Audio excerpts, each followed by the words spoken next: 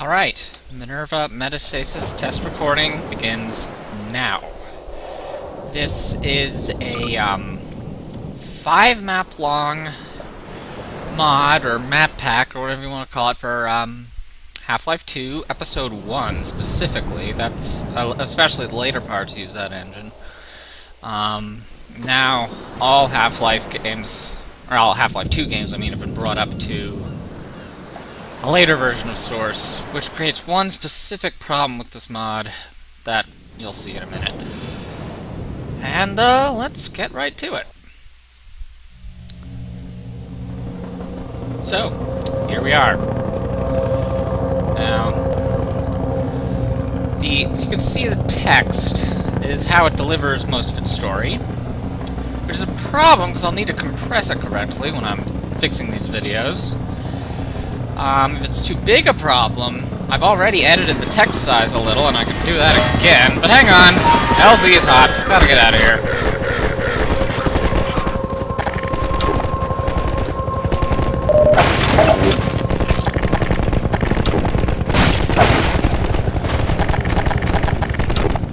So, pistol, SMG, let's go.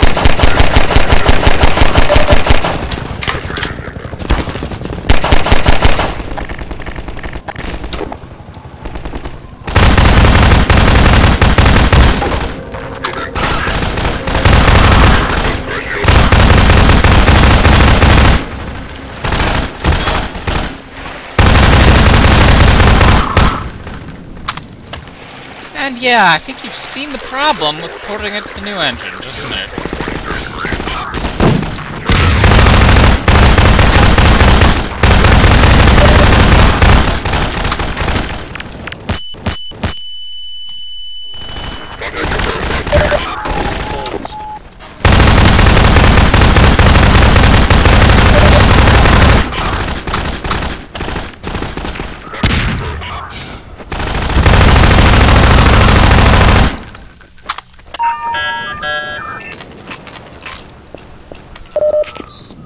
So yes, this mod was constructed and distributed with the Episode 1 version of Source.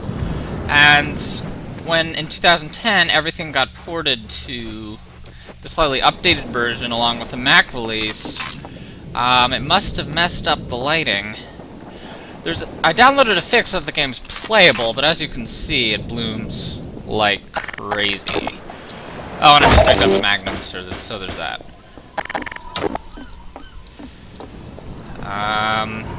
Yeah. And the fax machine messages we've been getting are from Minerva, I guess. Very interesting character. I'll go into it in a minute. But first, I think this is actually rather clever.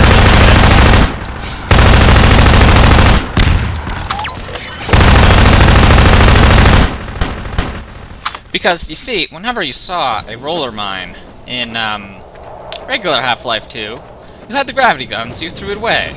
You don't have that here, and in fact you never will. So, kind of clever that they make you implement other ways of destroying them. You could also blow it up with the SMG grenade, but those are precious, I do not want to waste them. Continuing on. There's a door there. Make note of it.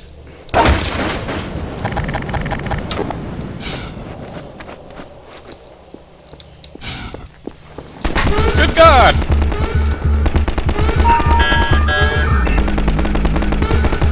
Yes, indeed, Minerva. There's a heavily armed outpost on the other side of the island.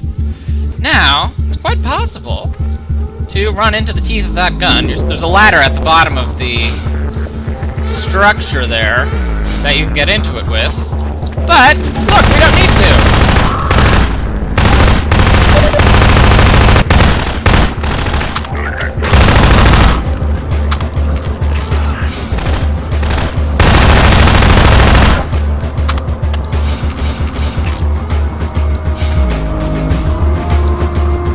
This is actually one of the features about the level design of this mod that I really enjoy.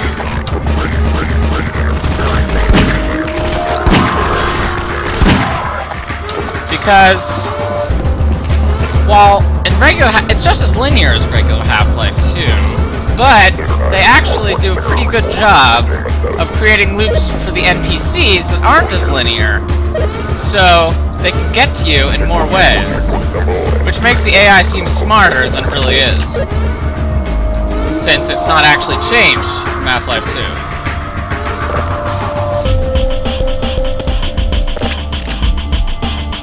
But, of course, going the way I did may have messed up the scripting a little. Wait, do I hear a dropship? Okay, good. Anyway. Yep. I'm waiting for the soldiers to come by because this mounted gun has an even stronger ragdoll effect than most mounted guns in the Half-Life game for some reason. I'm hoping I'll be able to show it off.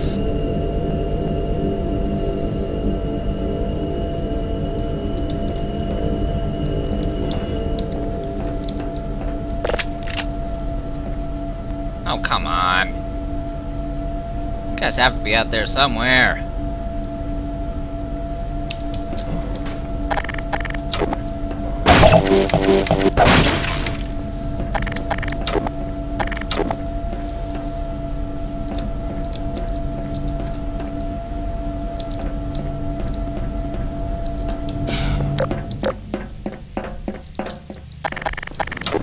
Now, one thing we also missed by doing it this way is that there's some more roller mines down there, so let's just see if we can get a first view of those.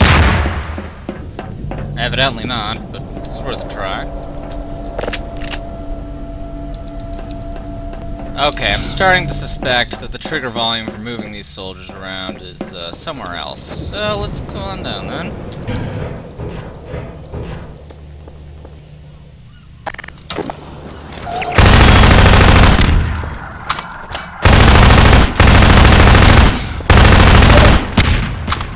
And that's the roller mines dealt with. But here come the soldiers. So, time to put that gun to use.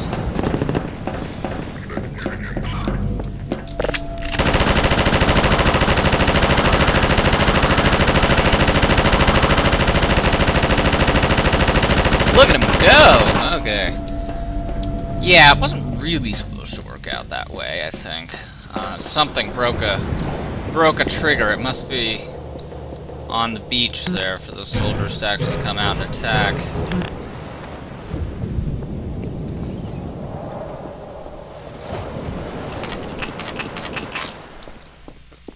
Anyway, that is our next objective, but best to just make sure there's nothing in these boxes, because it's one thing that Half-Life games are good for, is smashing boxes.